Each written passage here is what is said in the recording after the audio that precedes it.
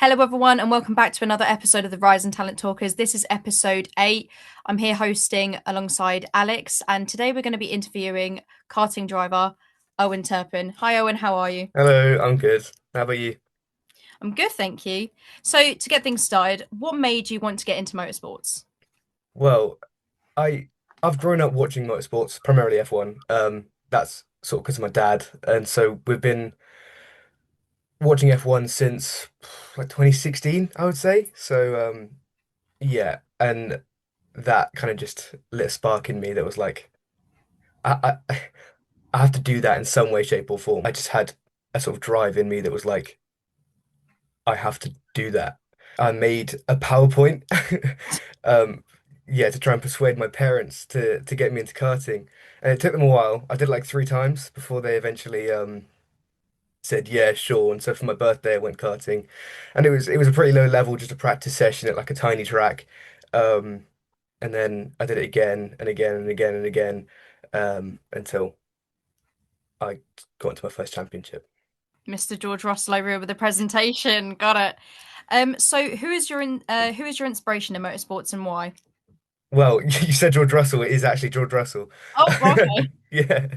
So in 2019, I was like, that was when he debuted, and for some reason, I just sort of saw myself in him, and so he was like a big, big inspiration in me that, yeah, that caused me to, yeah, really, really, really want to be well, just want to be a racing driver. He seemed to be the most like me, and I think that really struck a chord in me. It's really nice. So I know that you race, you have friends at the track that you race against. What is it like racing against them on track? So currently, I actually don't have many friends that I race with anymore because either they've moved up in class or they've gone and done their own thing or they've had to stop. I do have a friend that has had to stop, which is unfortunate due to funding. But when I did, it was amazing. Like most of my friends, we were very, very, very evenly skill matched, and if they weren't, then they were just leagues better than me. Every time we got on track, it was so close all the time, and it was yeah, great, great fun. So you had a really nice competition on the track. Well, that's great. That's I know that especially people always talk about, it's one thing racing against people who you might not know so well, but racing against your friends, there's a kind of different level to it. Especially as you said, if you're quite skilled on the same level, Mm. it makes it that much more fun because it almost feels like not, you're not racing. It's almost like you're just hanging out, maybe after school Yeah, or something, you're just racing together on yeah, track. So and there is that sense of sort of mutual respect on the track. Like you feel safer, especially with like driving standards and stuff. You race each other more fairly because you like each other. You know, yeah, yeah, yeah. like Not trying obviously to I'm gonna fall off race the everyone track. fairly. I'm not gonna, go punting people off the track, but it's even more so with someone that you know and someone that you can trust. Very much so. Yeah, So in motorsports, what would you say is the biggest barrier for you personally? definitely financial. Uh, I've been told many, many times that, this season or this race is going to be your last race, and then, maybe a month later, I've been told we can get back into it, just not as much as you were doing. Um, because it used to be that, I was going karting every week, and I was doing the championships, doing every round, and now I can only do, you know, um, every other round or just one round in a blue moon, and that's primarily due to funding because it's just so expensive. So yeah, that's definitely my biggest barrier. Would you say that just to follow up on that, would you say that kind of, puts a lot of negative emotions on a weekend? Does it kind of take away from the weekend itself, or do you just kind of push through it anyway and you say, you know what, I'm just going to go out there, do my best because if this is to be my last one, this is, this is the way that I've got to act about it. I can't just be, complaining on the side. I've just got to go out there and do my best and try and perform as best I can. Well, I think it actually kind of gives a more positive mindset because it means I have to make the most of that race, if that makes sense. Like if I know my sort of racing days are numbered, then it makes me feel like I've got to extract the most out of the time I've got. And I think it oftentimes does give me a bit more performance. So alongside that mentality, so you are relying on your sponsorship to keep racing. Does this increase the pressure on race weekends? Well, to add to that, Specsavers don't pay for my racing. Oh, They okay. yes, so they've paid for my racing gear, which Right. I couldn't be more thankful for. But Okay. yeah, they don't pay for they don't pay for the racing. On a race weekend, if there are sponsorships about, or people who are scouting or whatever, do you find that there is a pressure that comes with that at all, or is it just at the end of the day, I'm just going to be who I am, drive the way that I drive, and kind of hope that it kind of comes to me? Yeah, yeah. There's new and sort of unique pressures that come with every race weekend that sort of come with the surprises of who you might meet or who you might find on track or who you might find off track that's potentially scouting or yeah, things like that. And when that stuff does happen, I definitely do feel it on track, and it definitely does affect the race. How does the format of let's say, a sprint race differ from the timetable of a, say, endurance race?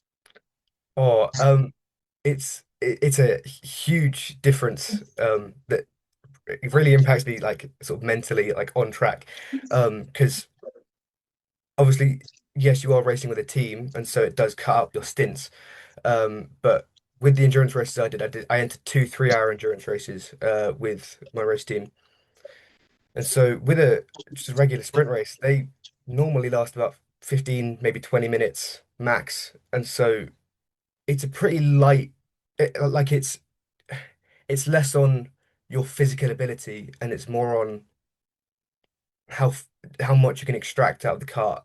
And so when you enter an endurance race, it's less of how much you can extract out of the cart and how long you can last and how consistent you can be. What's been your personal favourite memory? Oh, I would say, and this was years ago. It was in my first season of racing in a championship, and it was in a pretty low level championship at Daytona. And yeah, uh, I'd done really really badly over like the qualifying and the practice session, and my two best racing friends were there, Harry Gray and Joss Badell. And so I was racing, and I wasn't in their class. I was racing by myself. I mean, obviously there were other people on the track, but not with them.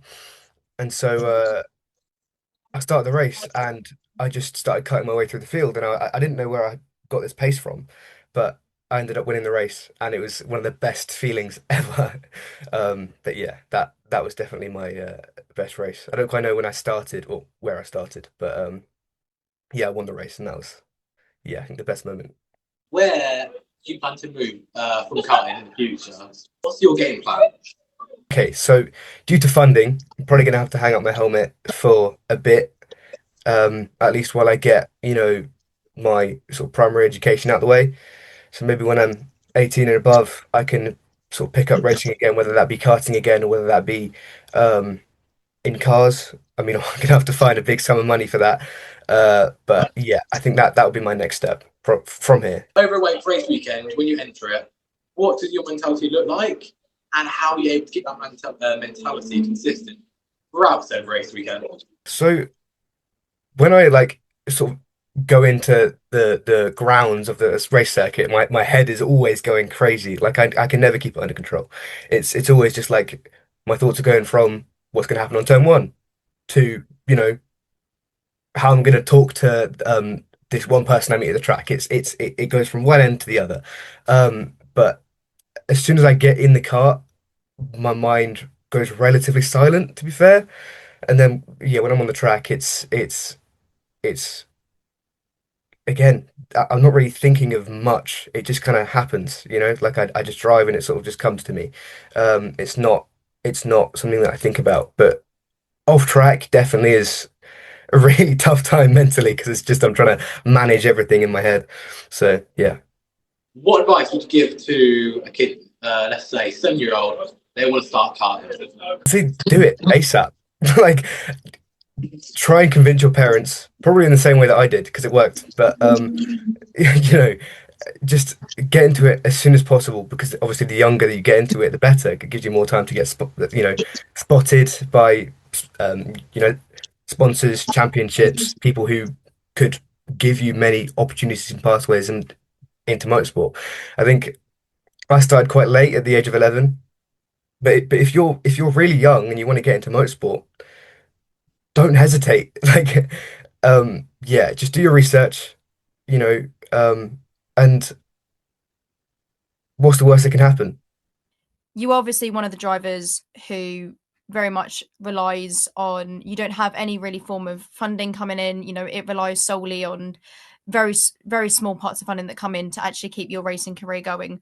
What would you say is the worst thing about that? Obviously you said the positives, that come in. The positives are that you race your hardest, you make the most of that moment, but it's got to be really like mentally challenging to know that there's that pressure that you need to get funding coming in because otherwise you can't continue. And that must really, I guess, maybe worry you. What kind of emotions do you feel that, aside from the positive, what emotions do you feel in regards to that?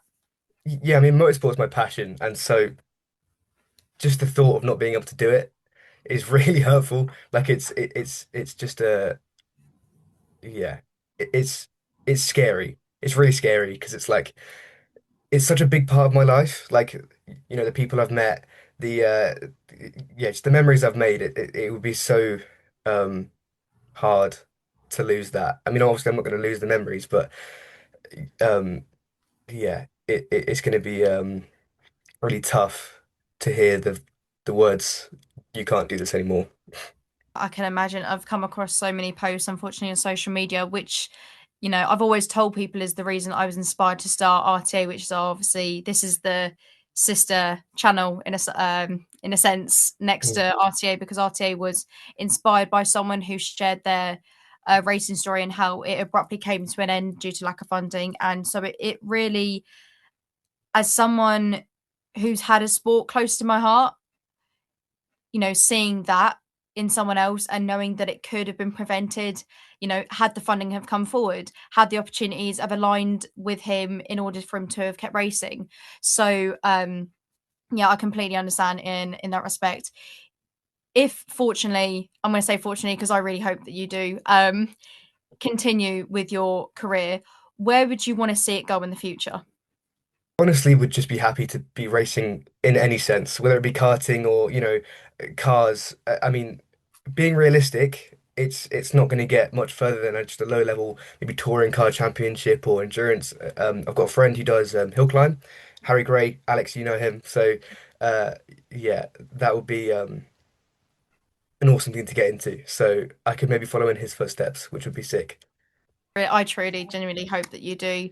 I can tell you're a very passionate person, and anyone who can come forward with a George Russell presentation very much should be given an opportunity, from my Yeah. words.